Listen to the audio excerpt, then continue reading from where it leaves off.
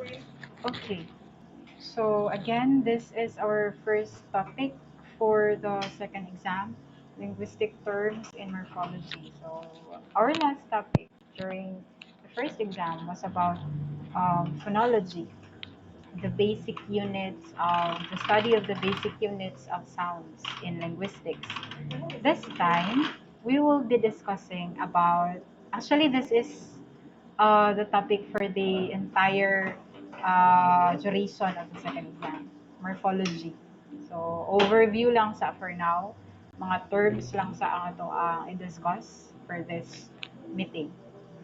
Okay, so our learning outcome for this meeting is you are expected to differentiate linguistic terms in morphology. Of course, this learning outcome will be measured whether it is attained or not throughout or by the end of the week.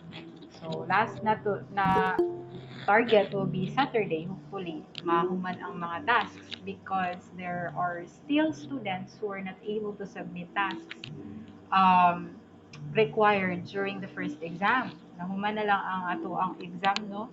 Wala pa na-submit ang mga tasks, especially katong sa ITA o sa phonemes na video. So, palihog ko to those who are, o hopefully, naa sila dire, no? To those who have not complied yet their tasks, please comply. Kay murag magtapon og ni, maabta na lang mo final exam ani. Okay, let's proceed. So, to ensure that or to encourage your engagement in this discussion, I am requiring each student to list at least 3 questions. Pwede mula pa sa 3 questions just in case mahuman na tong nauna na ninyo sa list nga tulo ka buok na at least na pa may reserba. So, pero minimum lang ang 3 questions while the discussion is going on. So, I want you to formulate your questions during the discussion because I know dili tanan na details masulti na ako. So, you will have confusions during the discussion. So, please list them down.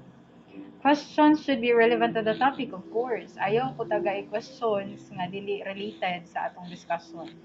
Attendance will not be checked without a question raised.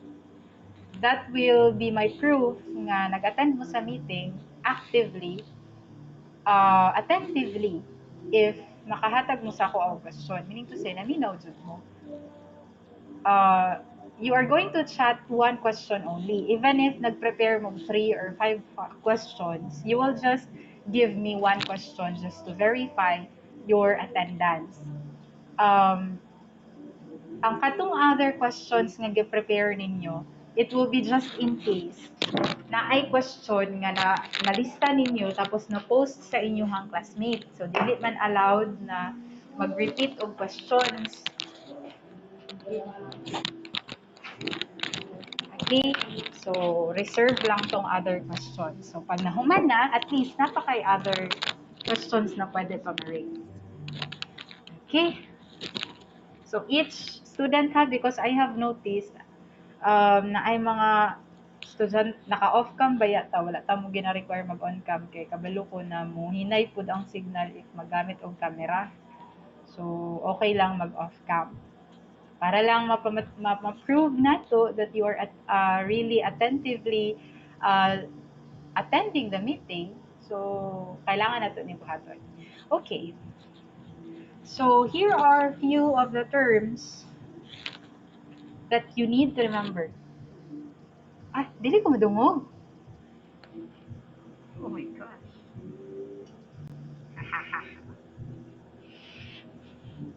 Uy, kalami. Nakugiyaw-iyaw. Sorry for that. Balik. Okay. So again, you are required to okay na ba? Madungog na ba ko? Kasi dili lang gihapon.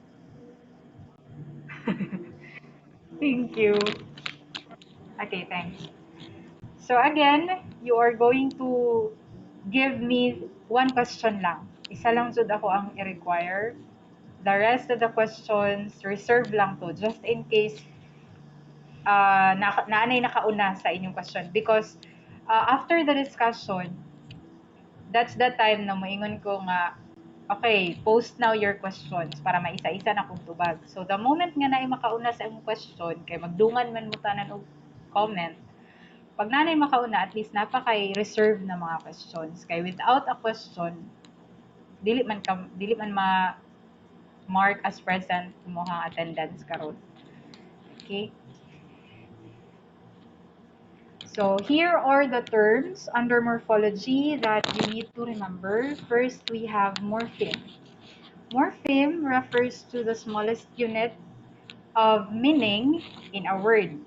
Okay, so kung ang phonology is the basic unit, I mean, if phonology is the study of the basic units of sound, morphology, on the other hand, is the study of the smallest unit of words. Okay, so from sound to words. Now, next one, we have monomorphemic. This term is a word made up of a single morpheme. Okay, later, mas masabtan na to unsa ng single morpheme. Okay, along with the discussion. Polymorphemic, that's a word made up of more than one morpheme.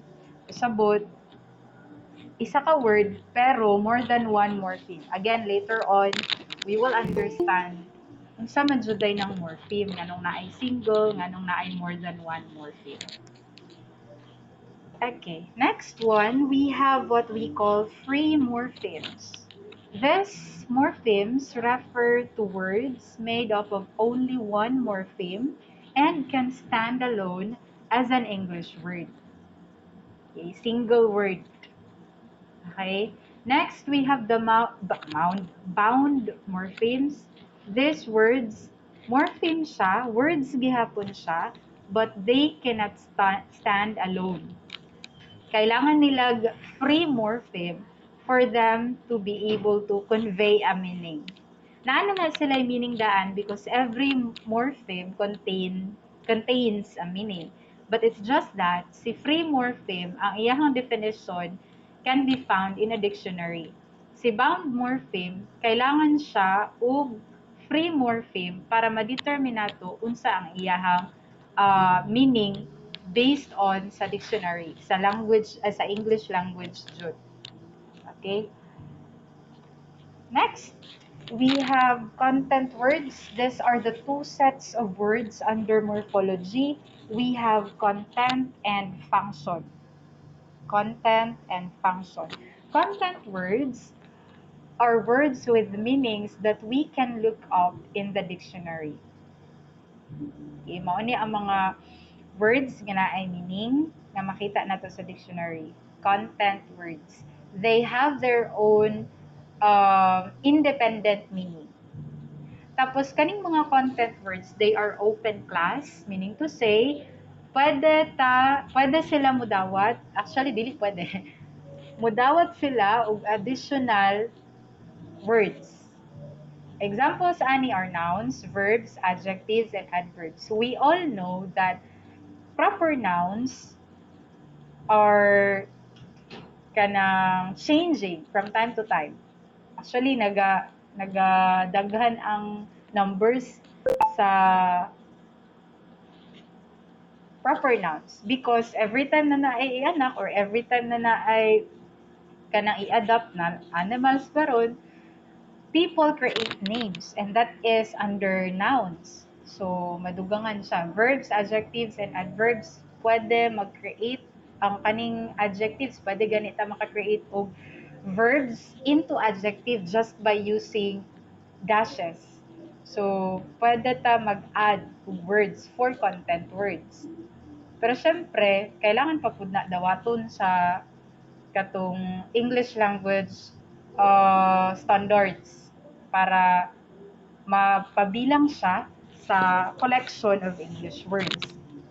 On the other hand, when we talk about function words, these are words such as determiners and auxiliary verbs which do not have contentful meanings.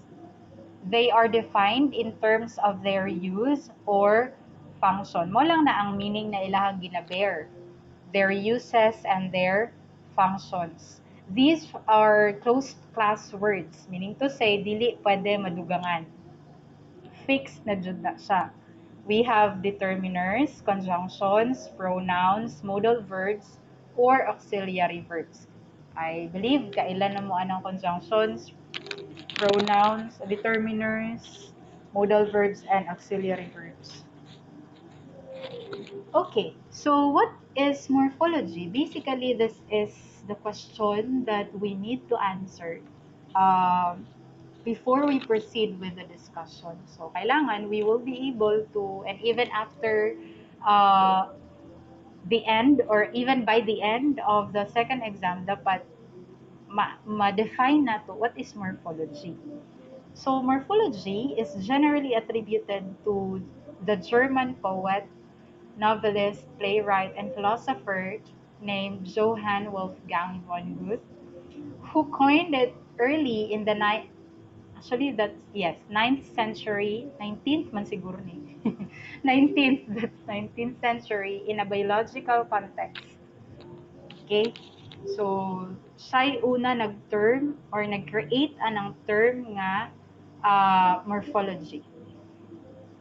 Next, this is the etymology or origin of the word morphology. It came from the Greek word morph, which means shape or form. Kanang mga nagadulag ML, you should know that kanang morph, like kanang sa hero na si Roger, the morph there, di ba, pag i-click ni mo na, mausab ang iyahang form.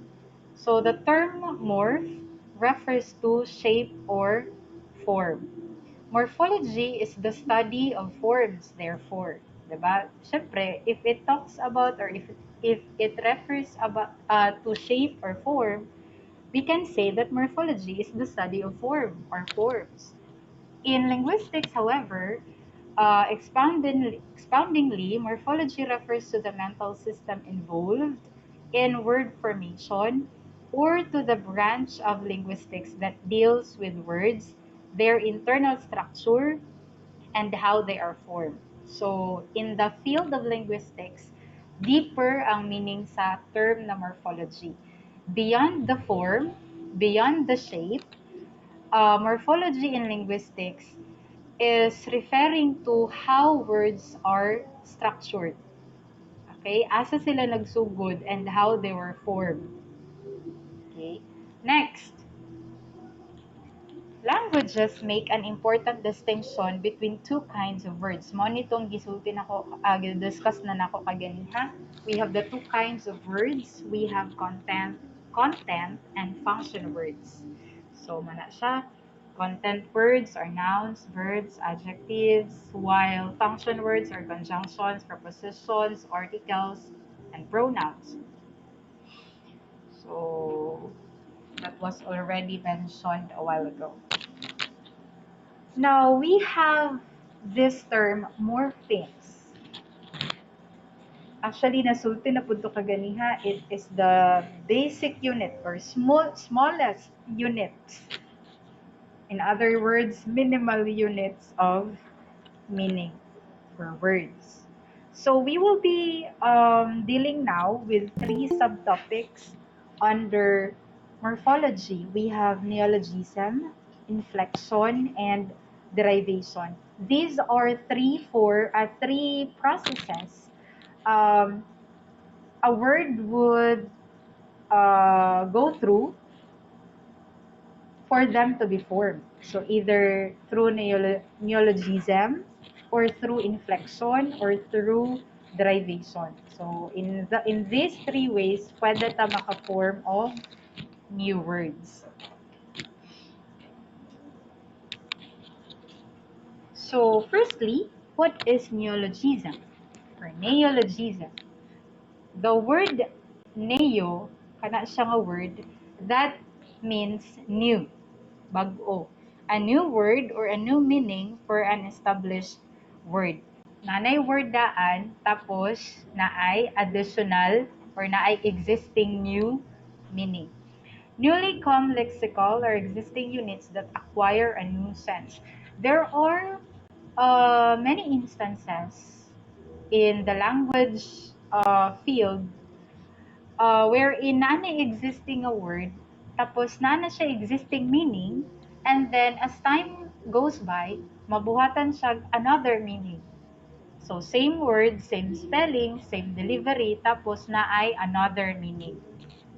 This also refers to a newly coined word or expression that may be in process of entering common use but has not yet been accepted into mainstream language. So kanining mga words nga ginagamit na nato formally, even pag magsulat ta og balita, pag magsulat ta og journals, um, biographies, or unsa pa na diha, these terms can be used because these are common terms. It's just that wala pa siya nalista as official English language.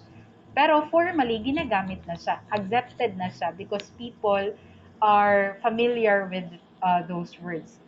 Neologisms are often directly attributable to a specific person, publication, period, or event. Very common ani ay ang mga proper nouns. Because I have said a while ago, every now and then, naga-increase ang numbers of proper nouns. Kaya, syempre, gabuhat ta og mga specific names sa mga things, people, events, etc. So here are examples of neologism in pop culture. Um, Neologism is existing today. One evidence is the globalization, of course. So, high-tech na taron, na mga nanggawas na mga terms na wala pa nag-exist before. That's why ang mga parents nato, mga grandparents nato, there are terms na masulti nato that they do not understand because it just exists now. So we have Google, Tweetcred, 404, crowdsourcing, spam, and other terms. Kanang terms na ginagamit nato when we play online games, mga terms na makita nato or mabasa nato or even ginagamit nato on Facebook or any social media accounts. So kana na mga terms, those are under neologism.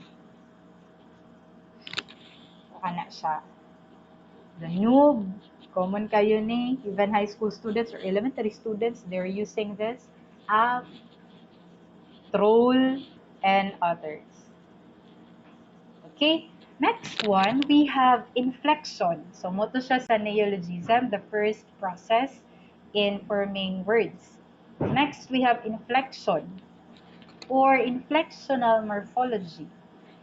This refers to the patterns of a change in form which indicates grammatical and syntactical relations as to case, tense, number, gender, or a person.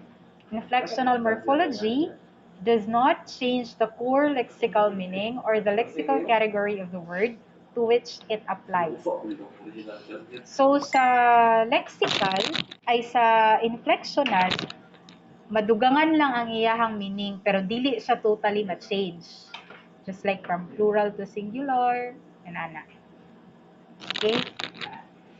For example, by the way, under inflection, we have two, the declension and the conjugation. When we say declension, diri ma-fall tong mga words nga nag-undergo og inflection of nouns, pronouns, and adjectives as to case, number, and gender. For example, we have lovely, lovelier, pretty, prettier. So, wala na usab ang iyahang, na-change ang meaning, but not totally.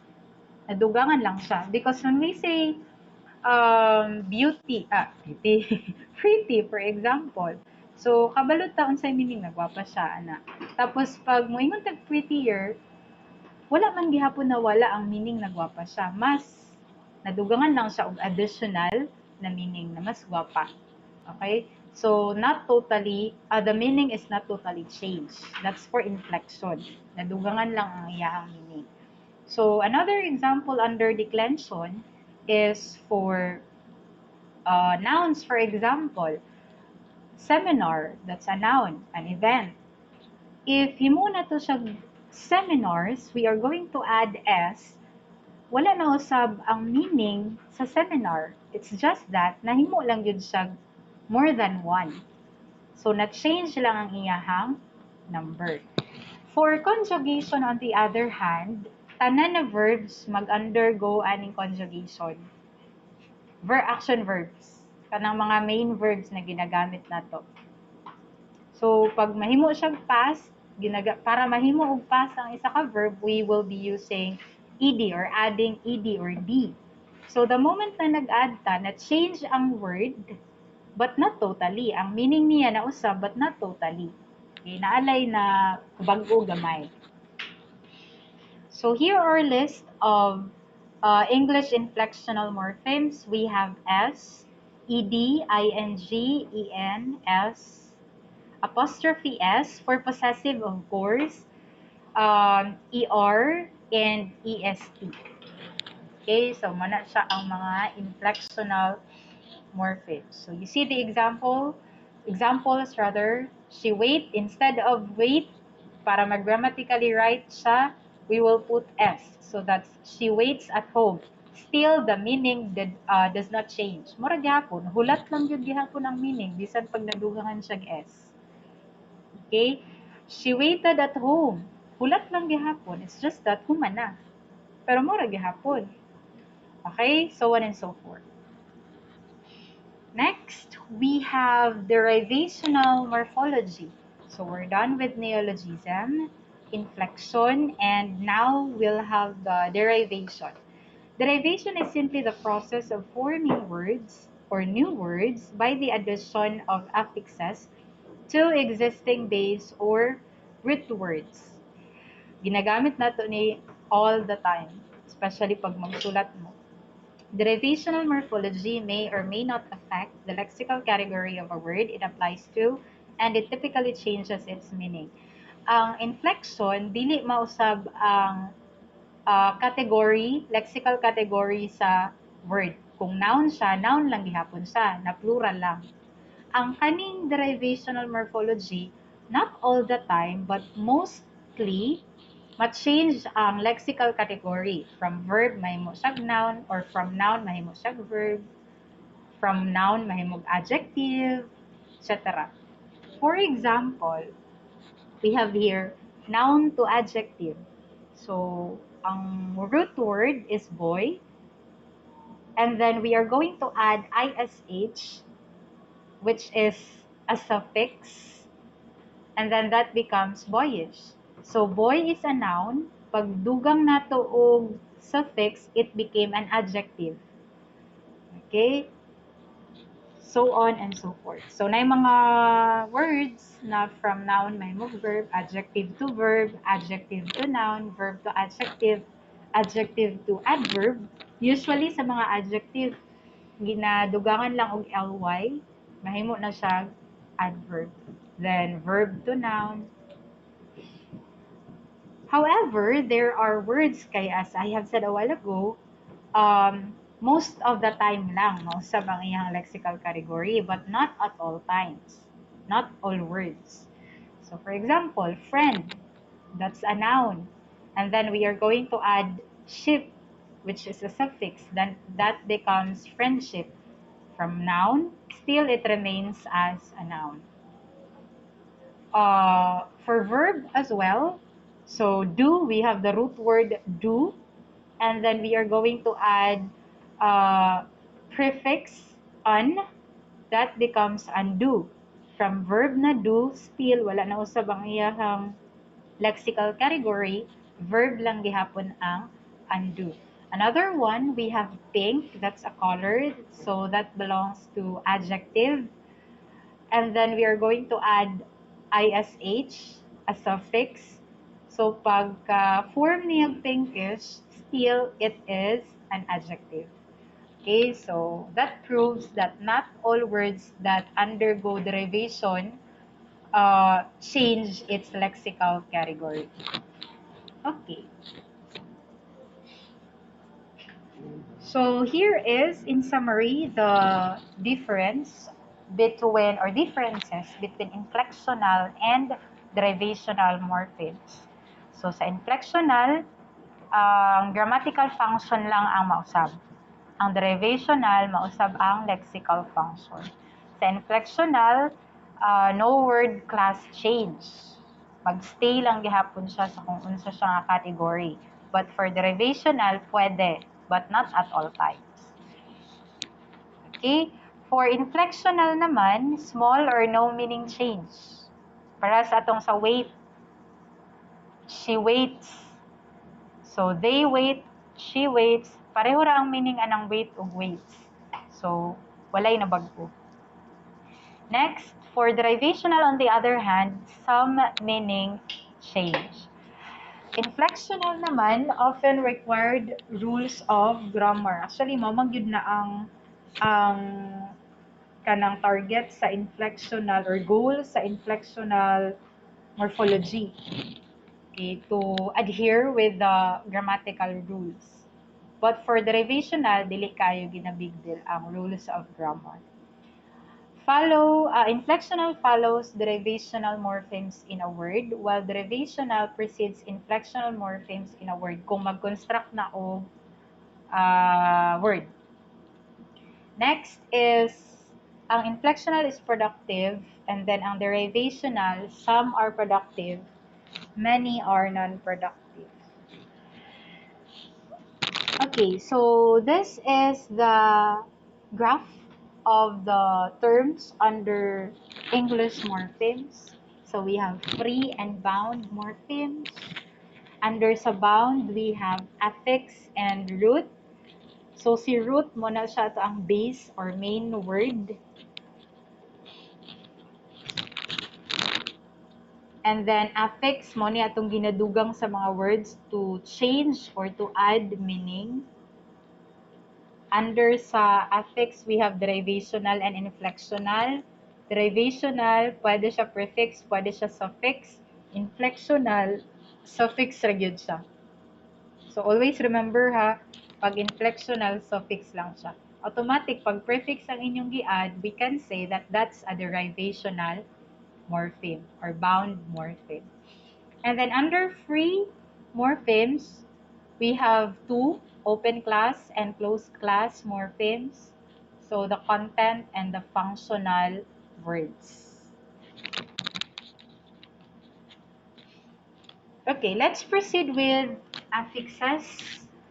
Affixes are bound morphemes and they may be attached at the beginning, end, middle, or both beginning and end of a word. If an affix is added in the beginning or before the root word, that's what we call prefix or prefixes. If an affix is added, by the way, for example, sa prefix, we have happy as our root word, and then we will be adding un before the root word, that becomes unhappy. So the un there is a prefix. So take note, ang dash na to pag prefix after sa prefix itself, before ang root word. Pasabot, na pa siya sumpay. Okay? Pero pag isulat na nimo siya formally, sumpay na, ayun na nabutang yung dash. And then, affixes that are placed after the root word are called suffixes. Example, we have sleep, and then add ing, that becomes sleeping. So the ing there is a suffix. Next, we have infix, infix or infixes. These are morphemes that are inserted into other morphemes. Nasa tunga. Okay? Sa Filipino usually, pero naman po sa English, dili lang jud kaayo siya ginagamit. Example sa word na naay affix, ay infix is passers-by. Kasagaran siya mag-appear sa compound words. Next week, ma-discuss na to ng compound words. So, usually sa mga compound words, mag-appear ang mga infixes. So, passers-by. So, we have passer and then by, and then na is na nadugang sa tunga. that becomes passers-by. So katong S na gi-insert sa tunga, that is our infix. Circumfix refers to more or circumfixes refers to morphemes that are attached to a base morpheme both in the beginning and in the end. For example, we have believe as our root word. So we have on as a prefix, and then able as a suffix. Gigamit man ang duha ka buok. So kay from both the beginning and end man kay na ay affixes, ang tawag na nato ana is circumfix. Sabot gipalibutan siya og affixes. Okay? By the way, not all the time ha, pero anay mga words that when we add affixes, ma-change ang spelling. So, para sa anang believe, tapos we add able. So, nawala na ang E niya sa new form na believable. Nawala na ang E sa last sa root word. Okay? Now we have this, I think this is the last one, hanapad. We have the allomorphs. Allomorphs are phonologically distinct variants of the same morpheme, meaning to say, same lang sila og word. For example, the negative prefix in English is often pronounced in as in intolerable, but it is also sometimes pronounced im or ill in impossible or illegal. So, originally, ang prefix nga in lang yun siya, pasabot negative. Opposite sa root word. So, kung himo na tog negative ang isa ka root word, we will just add in before or in the beginning of the word. So, however, naay mga considerations because lisod lain man pod mo ingon tag impossible or illegal. So, naay mga considerations ana, that's why ginatawag siyang allomorphs. Naa siya'y distinct variants. Next, we have the regular past tense in English is always spelled with ed. Kung past tense, di ba? Usually, we add ed. It is sometimes pronounced T, for example, packed. Sometimes D ang sound, for example, bagged. Sometimes ed, or ed ang sound, for example, weighted. So still, the same lang man gihapon og spelling, but there are phonological variants. So, mo na siya ang ginatawag og allomorphs. Pwede na the same. Ang kaning sa first example, kaning in, im, ug il, nga mga prefixes, they are different in form, kay nausab man ang form niya, but they are the same in meaning, negative.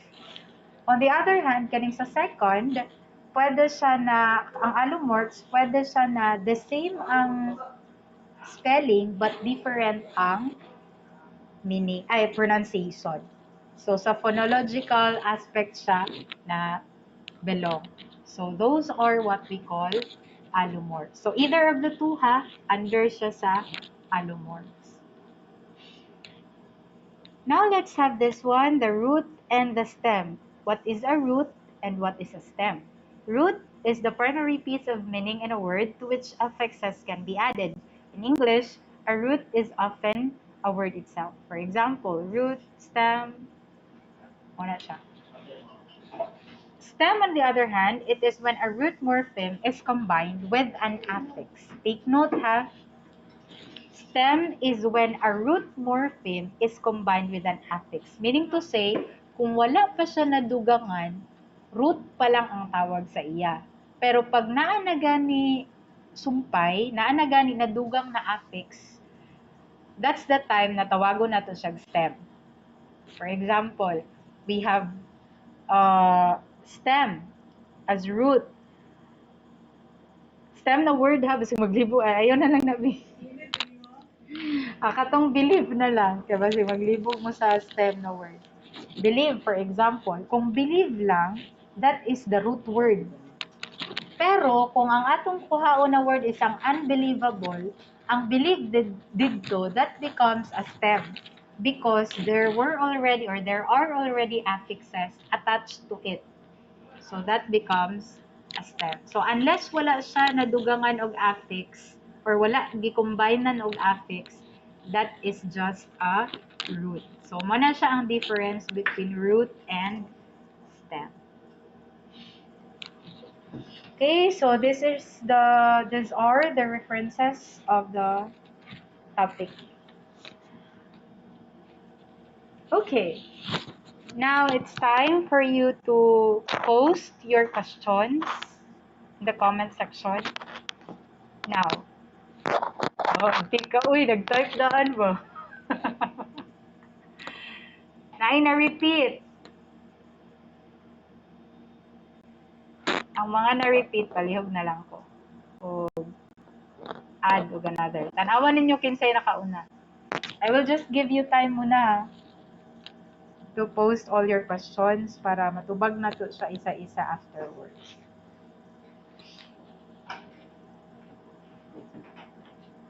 Stop presenting.